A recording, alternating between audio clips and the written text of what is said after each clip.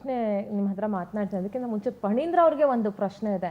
ಫಣೀಂದ್ರ ಅವರೇ, ಈಗ ಲೋಕೇಶ್ವರ್ ಸರ್ ಹೇಳ್ದಂಗೆ ಕಾಮನ್ ಪೀಪಲ್ಗೆ ಹೆಂಗಾಗ್ಬಿಡುತ್ತೆ ಅಂದ್ರೆ, ಮನೇಲೂ ದುಡ್ಡು ಇಟ್ಕೊಳಂಗಿಲ್ಲ, ಬ್ಯಾಂಕಲ್ಲಿ ದುಡ್ಡು ಇಟ್ರೆ ಸೈಬರ್ ವಂಚಕರ ಕಾಟ, ಹೇಗಪ್ಪ ನಾವು ದುಡ್ಡು ಇಡೋದು ಅನ್ನೋ ಪ್ರಶ್ನೆ ಇದೆ, ಎಲ್ಲಿ ಇಟ್ಕೊಳ್ಳೋದು ಅಂತ. ಇನ್ನೊಂದು, ಇವಾಗ ಎಲ್ಲಾದ್ರೂ ಹೋಗಿ ₹5 ಇರಲಿ, ₹500 ಇರಲಿ, ₹5,000 ಇರಲಿ, ತಕ್ಕಂತ ಫೋನ್ ಪೇನೋ ಗೂಗಲ್ ಪೇನೋ ಏನಾದ್ರೂ ಒಂದು ಮಾಡ್ಬಿಡ್ತೀವಿ. Nobody will keep the cash with them.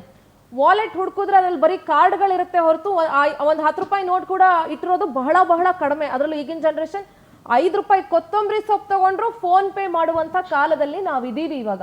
So ಜನ ಹೇಗೆ ದುಡ್ಡನ್ನ ಸೇವ್ ಮಾಡ್ಕೋಬೇಕು, ಕಷ್ಟಪಟ್ಟು ದುಡ್ದಿರೋರು ಏನ್ ಮಾಡ್ಬೇಕು, ಎಷ್ಟೋ ಜನಕ್ಕೆ ದುಡ್ಡು ವಾಪಸ್ ಸಿಕ್ಕಿದ್ರೆ ಬಹುತೇಕ ಜನಕ್ಕೆ ಸೈಬರ್ ವಂಚನೆ ಆಗಿರೋ ದುಡ್ಡು ಸಿಗೋದೇ ಇಲ್ಲ ವಾಪಸ್ಸು.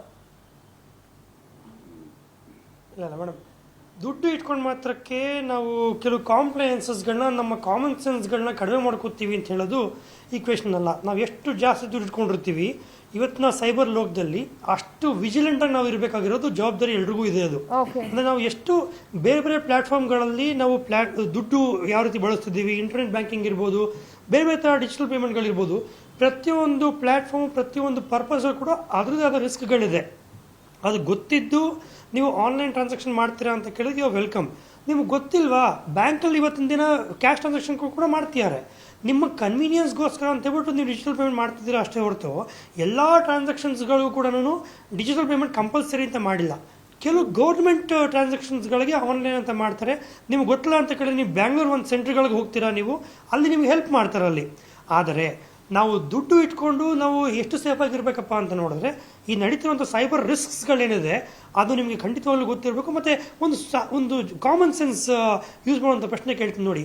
ಇವತ್ತಿನ ದಿನ ಕಳ್ಳರು ಕದೀಮರು ತಪ್ಪು ಮಾಡಿರೋಂಥವ್ರಿಗೆ ಯಾರೋ ಪೊಲೀಸ್ನವರು ಫೋನ್ ಮಾಡಿಬಿಟ್ಟು, ಈ ಸೈಬರ್ ಕ್ರಿಮಿನಲ್ಗಳಿಗೆ, ನೀನು ಪೊಲೀಸ್ ಹತ್ರ ಮಾತಾಡ್ತಿದ್ಯಾ, ನೀವು ಸ್ಟೇಷನ್ಗೆ ಬಾ ಅಂತ ಕರೆದ್ರೆ ಅವ್ನು ಹೇಳ್ತಾನೆ ಗೊತ್ತಾ, ಕಳ್ಳ ನಿಂಗೆ ತಾಕತ್ತಿದೆ ಬಂದು ಕರ್ಕೊಂಡು ಹೋಗ್ತಾನೆ ಅಂತ ಕೇಳ್ತಾನೆ ಅವನು. ಯಾಕಂತ ಕೇಳಿದ್ರೆ ಅವ್ರು ಯಾರು ಕೂಡ ಇಂಡಿಯಾದಲ್ಲೇ ಕೂತ್ಕೊಂಡ್ಬಿಟ್ಟು ತಪ್ಪು ಮಾಡ್ತಿರೋದಿಲ್ಲ. There is a jurisdictional problem. ಅವ್ರು ಬೇರೆ ಬೇರೆ ದೇಶದಲ್ಲಿ ಕೂತ್ಕೊಂಡ್ಬಿಟ್ಟು ಈ ಒಂದು ನೆಟ್ವರ್ಕ್ಗಳನ್ನ ಆಪರೇಟ್ ಮಾಡ್ತಾ ಇರ್ತಾರೆ. ಮತ್ತು ಅದೇ ರೀತಿ ಅದಕ್ಕೊಂದು ಕನೆಕ್ಟೆಡ್ ನೆಟ್ವರ್ಕ್ ಇದೆ, ಅದು ಬೇರೆ ವಿಚಾರ. ಅಂದರೆ ಅಷ್ಟು ತಪ್ಪು ಮಾಡ್ರು ಅಂತಲೇ ಅಷ್ಟು ಕಾನ್ಫಿಡೆಂಟ್ ಆಗಿ ಪೊಲೀಸ್ ಹತ್ರ ಮಾತಾಡ್ತಿರ್ಬೇಕಾರೆ, ತಪ್ಪೇ ಮಾಡದಿರುವಂಥ ಸಾಧಾರಣ ಜನಕ್ಕೆ ಇಂಥ ಫೋನ್ ಬಂದಾಗ ಯಾಕೆ ನೀವು 1 ನಿಮಿಷ ಯೋಚನೆ ಮಾಡೋದಿಲ್ಲ? ನೀವು ಕಾಲ್ ಬಂದಾಗ, ಆಯ್ತು ಸರ್ ನಾನು ಸ್ಟೇಷನ್ಗೆ ಬರ್ತೀನಿ, ಎಲ್ಲಿ ಬರಬೇಕು ಅಂತ ಹೇಳಿ, I will go with my advocate. Sir ನೋಡಿ ಈ ಥರ ಪ್ರಾಬ್ಲಮ್ ಆಗಿದೆ, ನೀವು ಎಂಥ ತಪ್ಪು ಮಾಡಿದ್ರು ಕೂಡ ಅಡ್ವೊಕೇಟ್ ಸಿಗದೆ ನಿಮ್ಮನ್ನು ಡಿಫೆಂಡ್ ಮಾಡೋದಕ್ಕೋಸ್ಕರ ಅಂತ ಹೇಳ್ಬಿಟ್ಟು ನಿಮ್ಗೆ ಗೊತ್ತಿರ್ಬೇಕಾದ್ರೆ, why do even react there? Have patience, understand, then take suitable action. That is a simple recommendation. Sir, Phanindra ಅವರೇ, ಮತ್ತೊಂದು ಪ್ರಶ್ನೆ ಕೇಳ್ಬಿಡ್ತೀನಿ. See, there are so many money lending apps. ಮೊಬೈಲ್ಗಳಲ್ಲಿ ನಿಮಗೆ ತುಂಬಾನೇ ಮನಿ ಲೆಂಡಿಂಗ್ ಆ್ಯಪ್ಗಳಿದ್ದಾವೆ. ಫಾರ್ ಎಮರ್ಜೆನ್ಸಿಗೆ 5,000ನೋ 10,000ನೋ, ನೀವು 5,000 10,000 ಕರೆಕ್ಟಾಗಿ ಕಟ್ಟಿದ್ರೆ ನಿಮ್ಗೊಂದು 20,000ನೋ 25,000ನೋ within a fraction of second ನಿಮ್ಮ ಅಕೌಂಟ್ಗೆ ಲೋನ್ ಕ್ರೆಡಿಟ್ ಆಗ್ಬಿಡುತ್ತೆ. So how safe using these money lending apps in your phone? ಇಲ್ಲ ಮೇಡಮ್, ಮನಿ ಲೆಂಡಿಂಗ್ ಅಂತ ಏನು ಬರುತ್ತೆ ಅದು complete different another topic of discussion where the victims are being identified. ಅಂದರೆ ನೀವು ಒಂದು ಸಮಯ ಇರುತ್ತೆ, ನಿಮಗೆ ಒಂದು ಸಿಚುವೇಶನ್ ಇರುತ್ತೆ, ನೀವು ಸಾಲ ತೊಗೋಬೇಕಿರುತ್ತೆ, ತಕ್ಷಣ ಆನ್ಲೈನಲ್ಲಿ ಲೋನ್ ಕೊಡುವಂಥ ಕೆಲವು ಅಪ್ಲಿಕೇಶನ್ಸ್ಗಳನ್ನ ನೀವು ಡೌನ್ಲೋಡ್ ಮಾಡ್ಕೋತೀರಾ. ಡೌನ್ಲೋಡ್ ಮಾಡಬೇಕಾದ್ರೆ ಆ ಅಪ್ಲಿಕೇಶನ್ಗಳು ಕೇಳಿದಂಥ ಎಲ್ಲ ಪರ್ಮಿಷನ್ಗಳಿಗೂ ನೀವು ಕೊಟ್ಟಿರ್ತೀರ ಮೊಬೈಲಲ್ಲಿ. ಅಂಥ ಅಪ್ಲಿಕೇಶನ್ನು ಕ್ಯಾಮ್ರಾ ಯೂಸ್ ಮಾಡುತ್ತೆ, ಮೈಕ್ ಯೂಸ್ ಮಾಡುತ್ತೆ, ಲೊಕೇಶನ್ ಯೂಸ್ ಮಾಡುತ್ತೆ, ಕಾಂಟ್ಯಾಕ್ಟ್ ಯೂಸ್ ಮಾಡುತ್ತೆ ಅಂತೆಲ್ಲ ಪರ್ಮಿಷನ್ ಕೇಳಿರುತ್ತೆ. ಕೆಲವು ಅಪ್ಲಿಕೇಶನ್ಗಳು ಕೇಳುತ್ತೆ, ನೀವು ಕೊಟ್ಟಿರ್ತೀರಾ. ಇನ್ನು ಕೆಲವು ಅಪ್ಲಿಕೇಶನ್ಗಳು ನಿಮ್ಗೆ ಕೇಳೋದೇ ಇರಲ್ಲ, ಆದ್ರೂ ಕೂಡ ಅದು ಪರ್ಮಿಷನ್ ತಗೊಂಡಿರುತ್ತೆ. Download any application from directly from the website. Direct ವೆಬ್ಸೈಟಿಂದ ತೊಗೊಳ್ಳೋಂಥದ್ದಾಗಲಿ ಅಥವಾ ಕೆಲವು ಲಿಂಕ್ ಕಳಿಸ್ಕೊಟ್ಬಿಟ್ಟು ನೀವು ಡೌನ್ಲೋಡ್ ಮಾಡ್ಕೊಳ್ಳಿ ಅಂತ ಕಳಿಸಿದಾಗ, ಡೌನ್ಲೋಡ್ ಮಾಡ್ಕೊಳ್ಳೋ ಅಪ್ಲಿಕೇಶನ್ಗಳಲ್ಲಿ ಆ ಎಲ್ಲ ಪರ್ಮಿಷನ್ ಆಟೋಮೆಟಿಕಾಗಿ ತೊಗೊಂಡಿರುತ್ತದು. ಇವ್ರು ದುಡ್ಡು ತೊಗೊಂಡಂಥವ್ರು ದುಡ್ಡು ಕಟ್ಟಿಲ್ಲ ಅಂತ ಕೇಳಿದ್ರೆ, ಇವ್ರ ಕಾಂಟ್ಯಾಕ್ಟಲ್ಲಿರೋ ಅಷ್ಟು ಜನಕ್ಕೆ ಒಂದು ಮೆಸೇಜ್ ಹೋಗುತ್ತೆ, ಇಂಥ ವ್ಯಕ್ತಿ ಸರಿ ಇಲ್ಲ, ದುಡ್ಡು ತೊಗೊಂಡ್ಬಿಟ್ಟು ಮೋಸ ಮಾಡ್ತೀನಿ ಅನ್ಕೊಂಡ್ಬಿಟ್ಟು ಸಾಕಷ್ಟು ಅವ್ರಿಗೆ ಮಾನಹಾನಿ ಮಾಡುವಂಥ ಎಷ್ಟೋ ಮೆಸೇಜ್ ಕಳಿಸ್ತಾ ಹೋಗ್ತಾರೆ. ಮೆಂಟಲ್ ಡಿಪ್ರೆಷನ್ಗೆ ಬಂದವರು ದುಡ್ಡು ಕಟ್ಟೋ ಪರಿಸ್ಥಿತಿ ಬರುತ್ತೆ. ಸೊ ಅದು ಒಂದು ಬೇರೆ ಥರ ನೇಚರ್ ಆಫ್ ಸ್ಕ್ಯಾಮ್ ಅದು. ಬಟ್ ಇವಾಗ ಇಲ್ಲಿ ಏನಾಗಿದೆ, ಇಟ್ಸ್ ಎ ಡಿಜಿಟಲ್ ಅರೆಸ್ಟ್. ಇದು complete different topic of discussion ಇವಾಗ. Okay, right. ನಾಣಯ್ಯ ಸರ್, ನಿಮ್ಗೇನೋ ಕೋರ್ಟ್ ನೋಟಿಸ್ ಬಂತು ಅಂತ ಹೇಳಿದ್ರಿ, ಪ್ಲೀಸ್ ಅದ್ರ ಬಗ್ಗೆ ಹೇಳ್ತೀರಾ? ಪಾಟ್ನದಿಂದ ಇಬ್ಬರಿಗೆ ಬೇರೆ ಬೇರೆ ಕಾಲದಲ್ಲಿ ನೋಟಿಸ್ ಬಂತು. ನಿನ್ನ ಇವತ್ತಿನ ತಾರೀಕಿನ ದಿವಸ ನಿನಗೆ ಕೋರ್ಟ್ಗೆ ಹಾಜರಾಗಬೇಕು, ನಿನ್ನ ಮೇಲೆ ವಾರಂಟ್ ಇದೆ ಅಂತ ಮ್ಯಾಜಿಸ್ಟ್ರೇಟ್ ಸೈನ್ ಮಾಡಿ ಫ್ರೆಶ್ ಸೀಲು ಆಗಿ ಬಂದಿತ್ತು. ನನ್ನ ಹತ್ರ ಇಬ್ಬರು ಬಂದಿದ್ದರು, ನಾನು ಓದಿ ನೋಡಿದೆ. ದುರಾದೃಷ್ಟಕ್ಕೆ ಏನಾಗಿತ್ತು ಅಂದರೆ ಮ್ಯಾಜಿಸ್ಟ್ರೇಟು ಈ ತಾರೀಕಿನ ದಿವಸ ಹಾಜರಾಗಬೇಕು ಅಂತೇಳಿ ಸೈನ್ ಮಾಡಿದ್ದಾರೆ. ಸೈನ್ ಮಾಡಿದ ಡೇಟು ಅದೇ ತಾರೀಕಿನಲ್ಲಿದೆ. ಅಂದರೆ ಕಡೆಗೆ ನನ್ನನ್ನು ಕೇಳಿದ್ರು, ಸರ್ ಏನು ಮಾಡಬೇಕು, ಈಗ ನನಗೆ ಅರೆಸ್ಟ್ ಮಾಡಿಬಿಡ್ತಾರೆ, ವಾರಂಟ್ ಬರ್ತದಲ್ಲ, ಇಬ್ಬರು ಬೇರೆ ಬೇರೆ ಟೈಮಲ್ಲಿ ಬಂದಾಗ.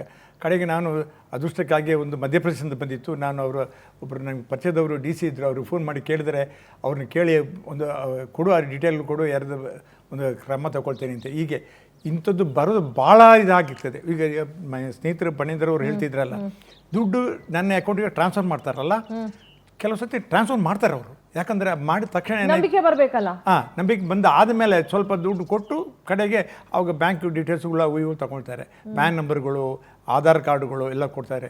ಇನ್ನೊಂದು ವಾರ್ನಿಂಗ್ ಕೊಡಬೇಕು ಅಂತ ಯೋಚನೆ ಮಾಡ್ತಿದ್ದೇನೆ ಬ್ಯಾಂಕ್ನವರಿಗೆ, ದಯವಿಟ್ಟು ನನ್ನ ಅಕೌಂಟನ್ನು ಅಂದರೆ ಪ್ರತಿಯೊಬ್ಬರು ಅಕೌಂಟನ್ನು ಮಾತ್ರ ಬೇರೆಯವ್ರಿಗೆ ಯಾವ್ದಾದ್ರು ಡೈವರ್ಟ್ ಮಾಡಬೇಡಿ. ಯಾಕಂದರೆ ಅವ್ರಿಗೂ ಕೆಲವು ಕನಸದಿ ಇದ್ದರೆ ಏನು ಮಾಡ್ತೀರಿ. ಈಗ ಕಾನೂನಲ್ಲಿ ಅದಕ್ಕೆ ಬಂದೋಬಸ್ತ ಕೊಟ್ಟಿದ್ದಾರೆ, ಅಮೆಂಡೆಡ್ ಕಾನೂನಲ್ಲಿ ಕೊಟ್ಟಿದ್ದಾರೆ. ಆದರೆ ಆ ರಿಸ್ಕ್ಗಳು ಇಂಥವು ನಡೀತಾ ಇರ್ತದೆ ಅಂತ ಹೇಳೋದಕ್ಕೆ ಹೇಳ್ತಿದ್ದೇನೆ. ಬಟ್ ಈಗ ಅದೇ major data leakage is the biggest issue ಅಂತ ಅನ್ಸುತ್ತೆ. ಅದನ್ನ I think has to be rectified. ಅದನ್ನ ಹೇಗಾದರೂ ಮಾಡಿ ಅದಕ್ಕೊಂದು ಕಂಟ್ರೋಲು, ಫುಲ್ ಸ್ಟಾಪ್ ಏನಾದರೂ ಹಾಕಲೇಬೇಕು. ನೀವು ಖಾಲಿ it is not only regarding the bank sir. ನೀವು ಒಂದು ಯಾವುದಾದ್ರೂ ಒಂದು ಶಾಪಿಂಗ್ ಮಾಲ್ಗೆ ಹೋಗಿ ಯಾವುದಾದ್ರೂ ಒಂದು ಬ್ರ್ಯಾಂಡ್ಗೆ ನೀವು ಬಟ್ಟೆ ತಗೊಂಡ್ರೆ ನಿಮಗೆ ನೆಕ್ಸ್ಟ್ ಬೇರೆ ಬೇರೆ ಬ್ರ್ಯಾಂಡ್ಸ್ ಇಂದ you'll get a call, message, everything for your number. Because ಆ ಮಟ್ಟಿಗೆ ಡಾಟಾ ಲೀಕೇಜಸ್ ಆಗ್ತಿದೆ. ಎಸ್ ಪಣೀಂದ್ರ ಅವರೇ. ಮೇಡಮ್, ಇದೇ ವಿಚಾರಕ್ಕೆ ಜಸ್ಟ್ ನವೆಂಬರ್ 13 ನಿನ್ನೆ ಅಲ್ಲ ಮೊನ್ನೆ digital personal data protection act ಅನ್ನೋ ಒಂದು ಕಾಂಪ್ಲೈನ್ಸ್ ಬಿಲ್ಲು ಪಾಸ್ ಆಗಿ 2 ವರ್ಷ ಆಗಿದೆ. ಅದಕ್ಕೆ ರೂಲ್ಸ್ ಫ್ರೇಮ್ ಆಗಿದೆ. ಇವಾಗ ಯಾರ್ಯಾರು ಯಾವ್ಯಾವ ತರ ಡೇಟಾನ ಯಾವ್ಯಾವ ರೀತಿ ಪ್ರೋಸೆಸ್ ಮಾಡಬಹುದು ಮತ್ತೆ ಅದನ್ನ ಯಾವ ಟೈಮಲ್ಲಿ ಡೆಸ್ಟ್ರಾಯ್ ಮಾಡಬೇಕಿರುತ್ತೆ. ನೀವು ಡೇಟಾ ನಿಮ್ಮ ಒಂದು ಮೊಬೈಲ್ ನಂಬರ್ ಏನು ಕೊಟ್ಟಿರ್ತೀರಾ, ನಿಮ್ಗೆ ಯಾವ ಒಂದು 3 ತಿಂಗಳಾದ್ಮೇಲಿಂದ ನಿಮ್ಗೆ ಅನ್ಸುತ್ತೆ ಇನ್ನು ಮುಂದಕ್ಕೆ ಈ ಕಂಪ್ನಿಯವರು ನನ್ನ ಡೇಟಾ ಯೂಸ್ ಮಾಡಬಾರ್ದು ಅಂತ ನಿಮ್ಗೆ ಅನ್ನಿಸಿದಾಗ ನೀವು ಅವ್ನಿಗೆ ಫೋನ್ ಮಾಡಿ ಕಮ್ಯುನಿಕೇಶನ್ ಕೊಟ್ಬಿಟ್ಟು ನನ್ನ ಡೇಟಾ ನಿನ್ನಲ್ಲಿ ಏನಿದೆ ತೆಗಿಯಪ್ಪ ಅಂತೀರ ನೀವು ಅಂತ ಹೇಳಿದ್ರೆ ಅವ್ನು ತೆಗೆಯುವಂಥ ಒಂದು ಆಬ್ಲಿಗೇಷನು ಅವನಿಗಿದೆ ಇವತ್ತಿನ ದಿನ. ಅಂದರೆ ನವೆಂಬರ್ 13 ಆಗಿರುವಂಥ ಒಂದು ರೂಲ್ಸ್ ಪ್ರಕಾರ ಹೇಳ್ತಿರೋದು ನಾನು. ಅದು ತುಂಬ ಇಂಪಾರ್ಟೆಂಟ್ ರೆಗ್ಯುಲೇಷನ್. ಅದು ಯಾರು ಗೊತ್ತಿಲ್ಲ ಸ್ವಲ್ಪ ದಯವಿಟ್ಟು ಗಮನ ಇಟ್ಕೊಂಡು ಕೇಳಿಸ್ಕೋಬೇಕಿರುತ್ತೆ. ಅದು ತುಂಬ DPDPA ಅನ್ನೋ ಒಂದು ಆ್ಯಕ್ಟ್ ಪ್ರಕಾರ ರೂಲ್ಸ್ ಬಂದಿದೆ. ಅದು ಇಂಪ್ಲಿಮೆಂಟ್ ಆದಾಗ ಸಾಕಷ್ಟು ಡೇಟಾ ಲೀಕ್ಔಟ್ ಆಗ್ತಿರುವಂಥ ಪ್ರಕರಣಗಳೇನಿದೆ ಅದಕ್ಕೊಂದು ವೆರಿ ಸ್ಟ್ರಾಂಗ್ ಇಂಪ್ಲಿಕೇಶನ್ಸ್ ಬರುತ್ತೆ. In terms of such data leakage 25 ಕೋಟಿ ರೂಪಾಯಿ ತನಕನೂ ಯಾರು ಲೀಕ್ ಮಾಡಿರ್ತಾರೆ ಡೇಟಾ ಅವ್ರಿಗೆ ಅದು ಪೆನಾಲ್ಟಿ ತರ ಹೋಗುವಂತ ಪ್ರೊವಿಷನ್ ಇದೆ ಆ ಒಂದು ಲಾನಲ್ಲಿ. ಓಕೆ, ಎಸ್ ಲೋಕೇಶ್ ನೀವೇನೋ ಮಾತಾಡಬೇಕು ಅಂತ ಹೇಳ್ತಾ ಇದ್ರಿ.